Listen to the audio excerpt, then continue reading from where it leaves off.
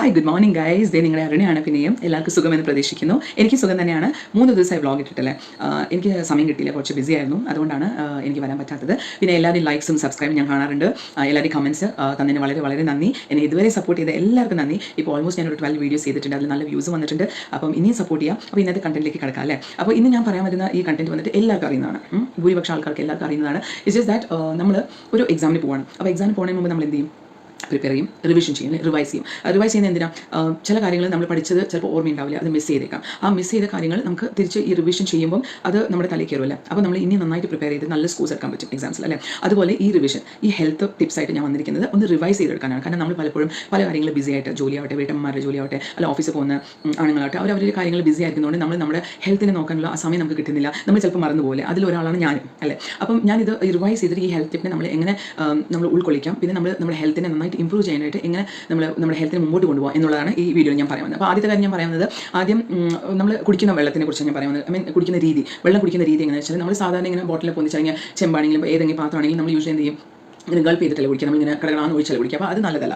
Actually നമ്മൾ പേഴ്സണലായിട്ട് ഒരു ബോട്ടിൽ വയ്ക്കുക, അല്ലെങ്കിൽ പേഴ്സണലായിട്ട് പാത്രമാണ് നിങ്ങൾക്ക് ഇഷ്ടം, അല്ലെങ്കിൽ ഗ്ലാസ് ആണ് ഇഷ്ടം വെള്ളം കുടിക്കാന്ന് വെച്ചാൽ അത് കുഴപ്പമില്ല. നിങ്ങൾ പേഴ്സണലായിട്ട് നിങ്ങളുടെ യൂസിനായിട്ട് വയ്ക്കുക. എന്നിട്ട് അത് ചപ്പി കുടിക്കുക. സിപ്പ് എന്ന് പറയില്ല, അതുപോലെ ഗൾപ്പ് ചെയ്ത് നമ്മൾ കുടിക്കരുത്. കാരണം അത് നല്ലതല്ല. നമുക്ക് ആ വെള്ളത്തിൻ്റെ ഉള്ളിലത്തെ അംശം നമുക്ക് ശരിക്കും കിട്ടത്തില്ല. ഇന്നൊന്നും അത് നല്ലതല്ല. സോ അത് അവോയ്ഡ് ചെയ്യുക. പിന്നെ വെള്ളം കുടിക്കുന്ന കാര്യത്തിൽ രണ്ടാമത്തെ ടിപ്പ് ഞാൻ പറയാൻ പോകുന്നതെന്ന് വെച്ചാൽ, രാവിലെ എണീറ്റ ഉടനെ ഒന്ന് പ്രാക്ടീസ് ചെയ്യുക. ആദ്യം നമുക്ക് കുറച്ച് കഷ്ടമായിരിക്കും. 1 ലിറ്റർ വാട്ടർ എടുക്കുക, ഒരു ബോട്ടിൽ എടുക്കുക, അതിൽ 1 ലിറ്റർ ഉള്ള ക്വാണ്ടിറ്റി ഉള്ള ബോട്ടിൽ എടുക്കുക, അത് കുടിക്കാൻ നോക്കുക. എംറ്റി സമയത്ത് കുടിക്കുക. ആദ്യം ബുദ്ധിമുട്ടാണ്, കുറച്ചായിട്ട് പഴകുക. കുറച്ച് നിങ്ങൾക്ക് ഒരു 1/4 ലിറ്റർ കുടിക്കാൻ പറ്റും, പിന്നെ 1/2 ലിറ്റർ, അങ്ങനെ 1 ലിറ്ററിലേക്ക് വരിക. ഒരേ ദിവസം കൊണ്ട് അത് പറ്റില്ല. ബിക്കോസ് ഞാനത് പ്രാക്ടീസ് ചെയ്തെടുത്താണ്. ഇത് എൻ്റെ ഹസ്ബൻഡിൻ്റെ ഒരു പ്രാക്ടീസാണ്, best practice has from long years. അപ്പം ഇപ്പോൾ എന്നോട് പറയണം. അപ്പോൾ എനിക്ക് ശ്രദ്ധിക്കുന്നത് എന്നെ കൊണ്ട് പറ്റില്ല, ഞാൻ എപ്പോഴും കരാറുണ്ട്. പക്ഷേ പിന്നെ ഞാനത് സ്ലോലി കുറച്ച് ഇപ്പോൾ ഞാൻ 1 ലിറ്റർ കംപ്ലീറ്റ് ആയി കുടിക്കും, എനിക്ക് യാതൊരു ബുദ്ധിമുട്ട് ഇല്ല. അപ്പോൾ അത് സെക്കൻഡ് ടിപ്പാണ്, അത് ട്രൈ ചെയ്യുക. It will be very beneficial. Constipation ഉണ്ടാവില്ല, ഈസി മോഷൻ, പിന്നെ എല്ലാത്തിനും കൊണ്ട് നല്ലതാണ്, നല്ല വിശപ്പ് തുടങ്ങും. അപ്പം എംറ്റി സ്റ്റൊമക്കിൽ എടുക്കാം. അപ്പോൾ തേർഡ് കാര്യം ഞാൻ പറയുന്നത്, അവണക്കെണ്ണ എന്ന് പറയുന്നത് കാസ്റ്റർ ഓയിൽ. ആ കാസ്റ്റർ ഓയിൽ വന്നിട്ട് പല ഗുണങ്ങൾ അതിലുണ്ട്. അപ്പം ഇതിലൊരു ഗുണം ഞാൻ പറയാൻ വരുന്നത് എന്താ വെച്ചാൽ, കാസ്റ്റർ ഓയിൽ വന്നിട്ട് ഇപ്പോൾ കോൺസ്റ്റിപ്പേഷൻ ഉണ്ടാവില്ല. ചിലർക്ക് എത്ര പഴം കഴിച്ചാലും എത്ര ഫൈബർ ഫുഡ് കണ്ടന്റ് കഴിച്ചാലും ചിലർക്ക് കോൺസ്റ്റിപ്പേഷൻ ഉണ്ടാവാറുണ്ട് എന്ന് ഞാൻ പറഞ്ഞു കേട്ടിട്ടുണ്ട്.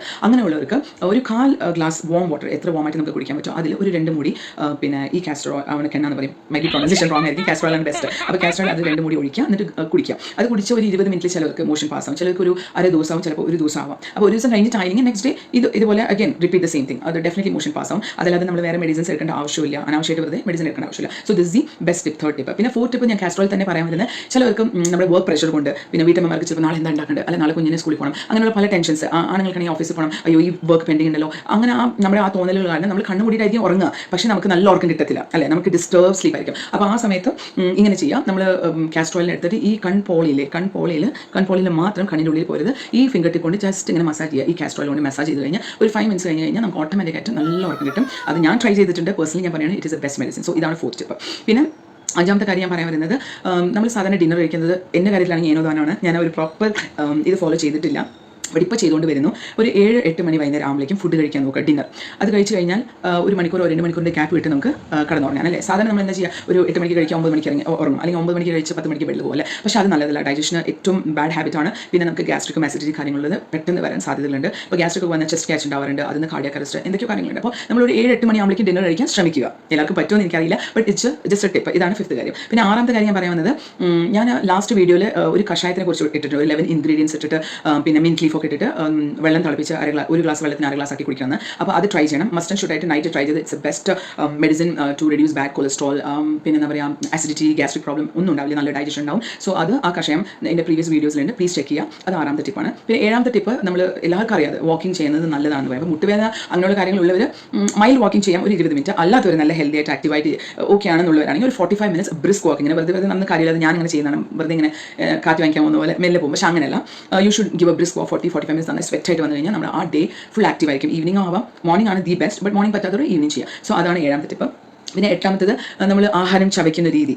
എൻ്റെ കാര്യത്തിൽ വളരെ ഒരു തമാശയുള്ള കാര്യമാണ് കേട്ടോ ഇത്. ഞാൻ എപ്പോഴും ചൂ ചെയ്ത് കഴിക്കാറേ ഇല്ല, ബിക്കോസ് എനിക്ക് ഈ ആഹാരം കാണുമ്പോൾ എന്തൊരു ആവശ്യമാണോ എന്താണെന്ന് എനിക്കറിയില്ല, പെട്ടെന്ന് ഇങ്ങനെ വയറ് നിറയ്ക്കണം. അപ്പോൾ ഞാനത് നോക്കി ഇങ്ങനെ മിഴുങ്ങുക ചെയ്യുന്നത് സാധാരണ. അപ്പോൾ അങ്ങനെ ചെയ്യരുത്, അത് തെറ്റായ ഒരു പ്രവൃത്തിയാണ്. നമ്മൾ എന്ത് ചെയ്യണം, നന്നായിട്ട് സലൈവ കൊണ്ട് ച്യൂ ചെയ്യണം എന്നാണ് പറയുന്നത്. എത്രയോ I think 30 times ച്യൂ ചെയ്യണം എന്നൊക്കെയാണ് പറയുന്നത്. അതിനുള്ള പേഷ്യൻസ് നമുക്ക് ആർക്കും ഉണ്ടാവില്ല. അറ്റ്ലീസ്റ്റ് നമ്മൾ കുറച്ചെങ്കിലും ച്യൂ ചെയ്തിട്ട് നന്നായിട്ട് ഇറക്കുന്നതാണ് ബെസ്റ്റ് ഡൈജഷനുള്ള ഒരു ടിപ്പ്. അതാണ് എട്ടാമത്തത്. പിന്നെ ഒമ്പതാമത്തത്, നമ്മുടെ സ്ലീപ്പിംഗ് പൊസിഷൻസ്. നമ്മൾ ഉറങ്ങുമ്പോൾ നമുക്കറിയില്ല ഏത് പൊസിഷനിലാണ് നമ്മൾ കിടക്കുന്ന. ഒരു സമയത്ത് നമ്മൾ സ്ട്രേറ്റ് ആവും, ഒരു സമയത്ത് റൈറ്റ് ലെഫ്റ്റ് എന്നൊക്കെ ആവും, അത് ഉറപ്പാണ്. പക്ഷേ നമ്മൾ കിടക്കുന്ന സമയത്ത് കോൺഷ്യസ് ആയിട്ടാണല്ലോ കിടക്കുന്നത്. അപ്പം നേരെ കിടക്കുന്നതിനെക്കാട്ടിലും ലെഫ്റ്റ് സൈഡ് കിടക്കുന്നതാണ് നല്ലത് എന്ന് ഞാൻ ബെനിഫിറ്റ്സ് കണ്ടിട്ടുണ്ട്. പിന്നെ ഞാനും അത് ട്രൈ ചെയ്തിട്ടുണ്ട്. അത് അസിഡിറ്റി, ഹാർട്ട് ബേൺ അങ്ങനെയുള്ള കാര്യങ്ങൾ അവോയ്ഡ് ചെയ്യും. പിന്നെ മെയിനായിട്ട് ആസ്മ ഉള്ളവർക്ക് അല്ലെങ്കിൽ പിന്നെന്താ ഈ വേറെ എന്തെങ്കിലും കോഫ് കണ്ടീഷൻസ്, ബ്രോങ്കൈറ്റിസ് അങ്ങനെയുള്ള കാര്യങ്ങളുള്ളവർക്ക് ലെഫ്റ്റ് സൈഡ് അല്ലെങ്കിൽ റൈറ്റ് സൈഡ് ചൂസ് ചെയ്യാം. But left is the best. Avoid ചെയ്യാം ഇങ്ങനെയുള്ള കാര്യങ്ങൾ, ഹാർട്ട് ബേൺ, അസിഡിറ്റി, കോഫ് എന്നുള്ള കാര്യങ്ങളൊക്കെ നമുക്ക് അവോയ്ഡ് ചെയ്യാം. സോ അത് ഒരു ബെസ്റ്റ് ടിപ്പാണ്. അത് സ്ലീപ്പിംഗ് പോസ്റ്ററാണ്. അപ്പോൾ അത് നിങ്ങൾ ട്രൈ ചെയ്ത് നോക്കുക. പിന്നെ last and final, last but not least എന്ന് പറയുന്ന പോലെ 10ാമത് വെരിക്കോസ് വെയിനെ കുറിച്ചാണ് പറയുന്നത്. എനിക്ക് ചെറുതായിട്ട് വെരിക്കോസ് വെയിൻ്റെ സ്റ്റാർട്ട് ഉണ്ട്.